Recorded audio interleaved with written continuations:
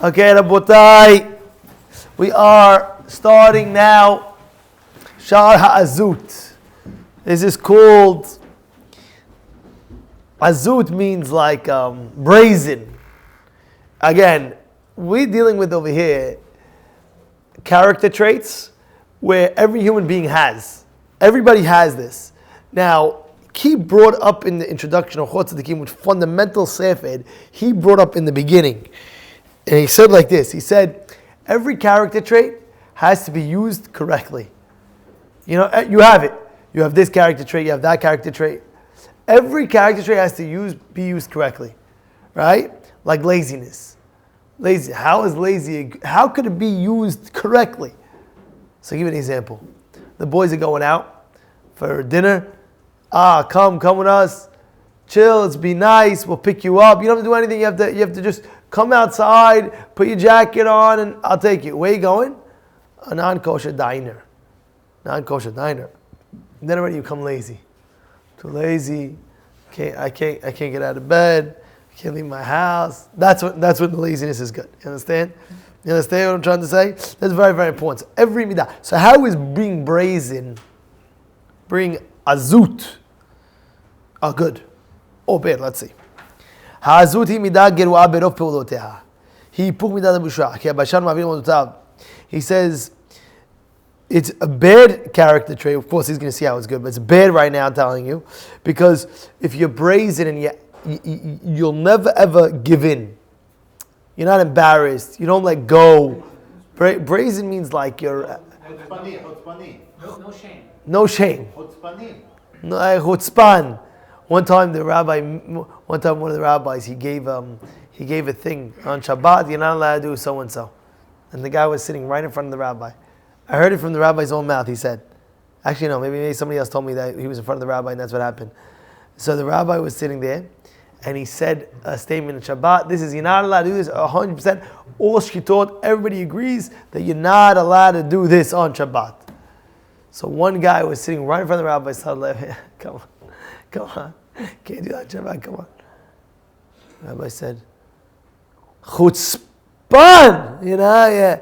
The rabbi is telling halacha, everybody agrees that you chayav sekilah. You're going to go and laugh on the halacha like this? What are you, meshugana? What are you, chutzpan? You hear that? You're chutzpaniak. You're chutzvidik. Come here, you're chutzaf. Right? A guy who's brazen, he doesn't get embarrassed. All his days, he's and he does anything bad, and he's not embarrassed.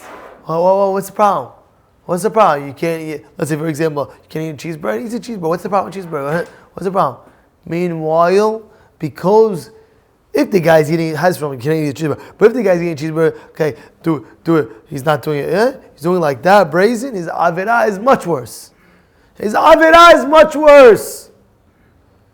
is tremendously bad. Extremely bad. Big gehinam, suffering that there's no tomorrow. But now you're doing it mechutzpan in front of this. Now I don't care, this, that. Oh, the avon is much greater. Now he writes, ועושה כל מעשיו ולא יתבייש, היה מתחזק ברעתו ומקשה בעבירה. וכל המעלות הטובות, all the good things that we said about a person. Remember last time we were learning about embarrassment? All the good character traits that we said in embarrassment is the opposite by this brazenness. וכאשר מתגייר האדם במדע זאת, נבזהו מאוד בעיני האדם, ואפילו החכם. He says, even, it doesn't make a difference who you are. If you're a chutzpaniak, let's say, everybody can't stand this guy. Or this girl. All of a sudden, imagine everybody's wearing tzniut. There's a party. There's a thing. Your mother's making, let's say, a Hanukkah party or something like that. And one of the she knows. I want to make sure in the Hanukkah party, make sure every girl please tzniut. And she writes in the text, everybody, please, all the ladies come tzniut. I'm bringing there's a very big chacham coming. You have one of the ladies over there, huh? She comes not tzniut. Everybody's tzniut. You chutzpan ya kinti. Ay. Everybody's tzniut. The whole place is tzniut. How disrespectful is that? No embarrassment, no shame. And then she goes, "Hi, Rabbi.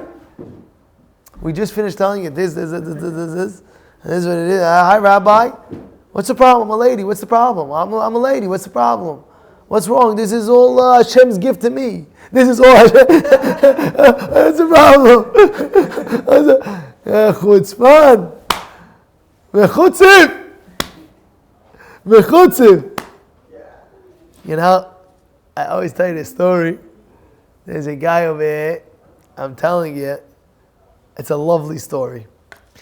He got married, and he told his wife, "Listen, I want to start working on more, that you be more tzniut and this and that." Then she came down, we were going out to dinner with friends and this, that. I don't know what she came down not tzniut. The top, that wasn't tzniut at all. So the husband, he prays with us, and I can tell you the guy's name off the camera. I'll tell you where he sits right there. Right? He prays with us, and he told me this story firstly. It's a fantastic story. So he said, "Okay, listen, go wear something. Go change your shirt. It's not proper. It's not tzniut." So she says, "What are you, crazy? I just bought this. I'm not changing it." So are you crazy? Like, I just bought this brand new. What are you talking about? You know, it's tzniut. This. She says, "Yeah, okay, no problem." He goes there, comes back down. Let me see the shirt. Where's it from? Where's it made? You know where's it made at? He takes a scissor, cuts her whole shirt. Now go upstairs, change your shirt. Tell me, is that legend? Because he understood. What is this? You have respect a little bit. We're going to this, that. Men are going to see you like this. Who knows what they're going to be thinking? Who knows what they're going to be saying? Who knows what this? Hashem gave... You know, people, sometimes ladies, they don't know what tzniut is. It's a chutzpah. It's also chutzpah. Are you coming into a thing? Sometimes a lady will come to shul and that's tzniut. That's not chutzaf. That's not azut. Hajjak, it's not azut for a lady to come into shul, not tzniut. You're in a shul. You're in a bet knesset, bet midrash. You know, I'm not. But it's something where a person, you have to be tzniut all the time. But now actually tzniut in the shul. I'm saying, well, what's grandma?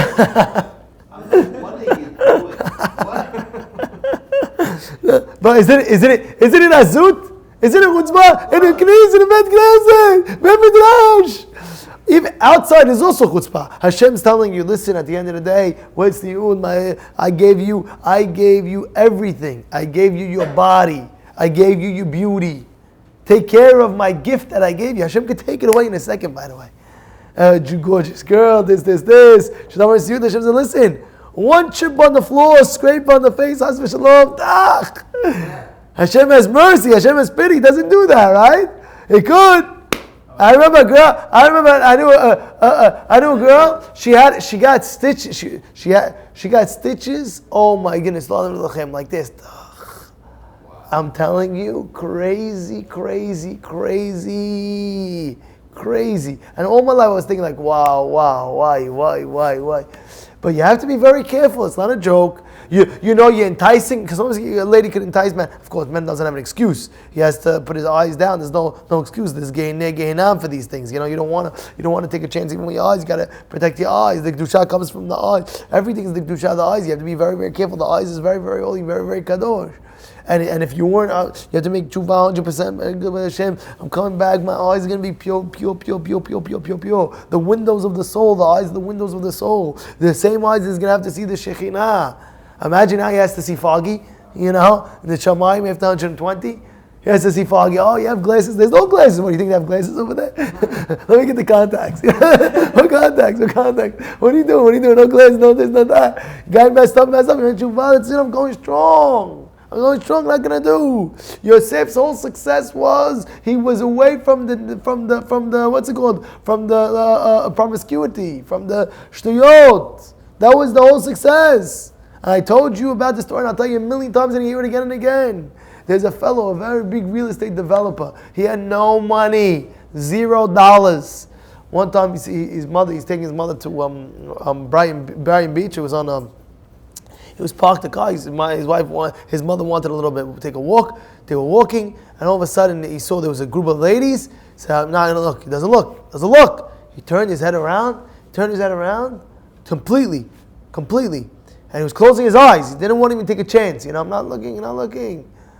What would you do? Like, yo, no, yeah. Like that, yeah. I wasn't around there.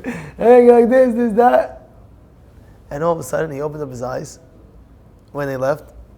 And he sees there's a building for sale. I don't know. He called them up, and he said, "This is the rent roll. They're making this amount of money, but this is the price for the thing." He didn't have the money, but he at the time he had a friend. He was acquainted with somebody that was in real estate. And he just asked him about the deal. He said, "If I give you the deal, would you put me on part of the building?" He was making $10,000 profit a month. $10,000 profit. I'm talking about not after expenses. So would you give me partial of the building, like a few thousand? I'll tell you where it is. You'll get it right away. So why wouldn't the guy do that? Imagine getting $5,000 to your pocket, another guy getting $5,000. Okay, he did it. And from that business deal, they were able to be partners. He was finding the deals, and they were in partners together. And what he told me personally was because he watched his eyes.